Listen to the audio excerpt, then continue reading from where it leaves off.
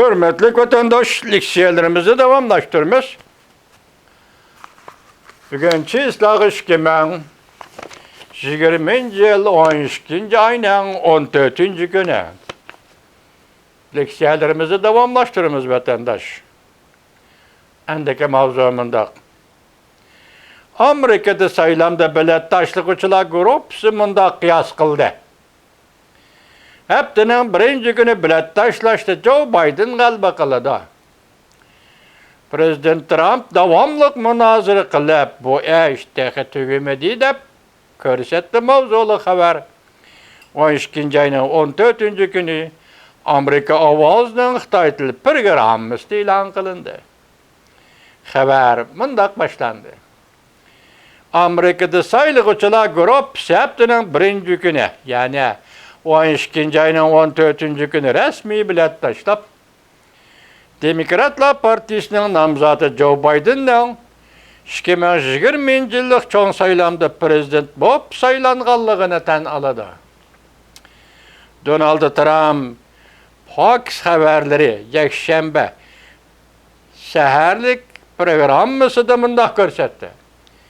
Yak saylam deha ahırlaşmadı.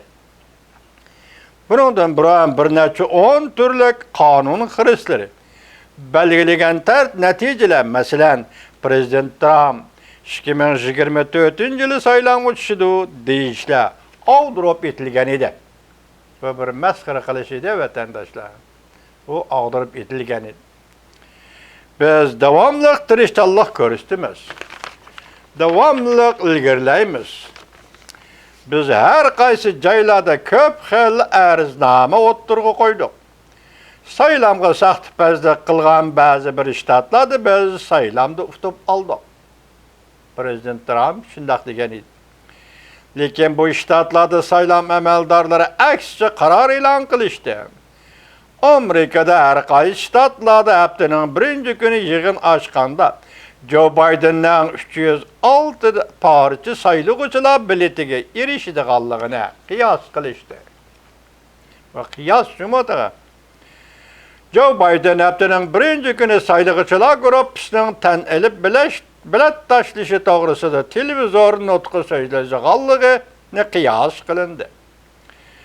Joe Biden'ning o'tkinchi davr kabineti bir parcha bayonot e'lon qilib, mundaq ko'rsatdi.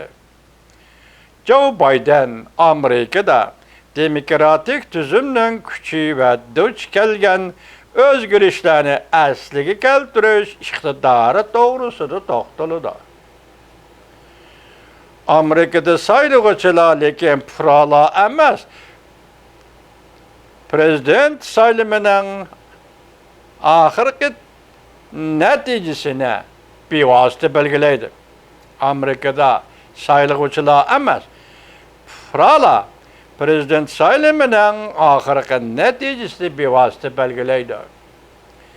Davlat majlisining ba'zi cumhuriyatchilar a'zolari saylovchilar guruhining saylam natijasini tekshirish fursatidan foydalanib Donald Trumpning g'alabiga erishtirmoqchi bo'lyapti.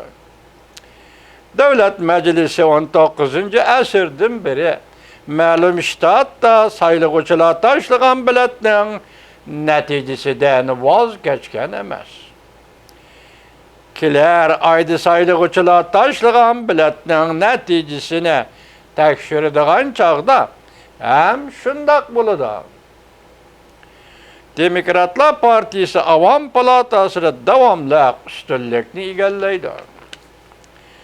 Davlat majlisi saylovchilar guruhi tashlagan biletning natijasini tan elib, 2 hafta o'tgandan keyin Joe Biden 1-ayning 20 kuni soat 12da Capitol Hill'da o'tkaziladigan murosimda Amerikaning 46. navbatlik prezidenti bo'lib qasam berdi. Bu Amerika ovozining bugun atdiganda e'lon qilgan xabari ekan, bu bir qiyos, ya'ni demakchiki bugun saylovchilar bilet tashlaydi. Saylıgıçılar biletinin 306 parça biletke Joe Biden erişidi. Prezident bulup saylanıdı dep saylıgıçılar bilet taşlıgıçı grupsi şunda kıyas kıldı dedi vatandaş.